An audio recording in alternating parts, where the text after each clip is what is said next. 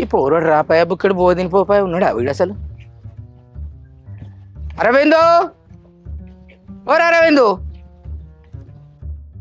బాబాయ్ ఏం చేస్తానోరా? ఏం లేక నీళ్ళు పోతానా.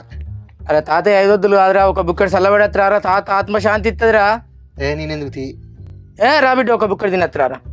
అంతే అంటావా? ఇక తాత మనసు ఒప్పదురా నువ్వు తినకుంటే. అవునవును, తాత నేను లేని మళ్ళా అబ్బో బిడ్డ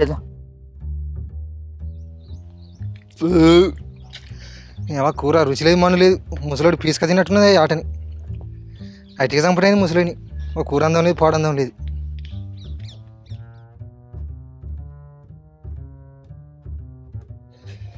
నీ అవ్వ ఈ కొండతనం గండం అనేది నాకు ఊరిక వీటిని దిద్దుడిగా సరిపోతుంది.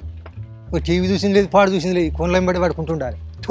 కూలర్ చల్లకుండా 10 రోజుల నుంచి కూష అయింది. ఇది మా అయ్య చచ్చిపోయిన కానీ ఇది కూడా కూష అయినట్టు అయింది. అసలు మా అయ్య ఉండు కదా మంచిగా రిపేర్ చేసి, కానీ నాకు అత్తలేదా? ఓ అరవిందు. బాబాయ్ ఏం చేస్తారా కొడుక? ఇవ్వకి కొనలేస్తానా? మా కొళ్ళు కూడా తట్టిరా, ఈ కూలర్ రిపేర్ చేస్తా.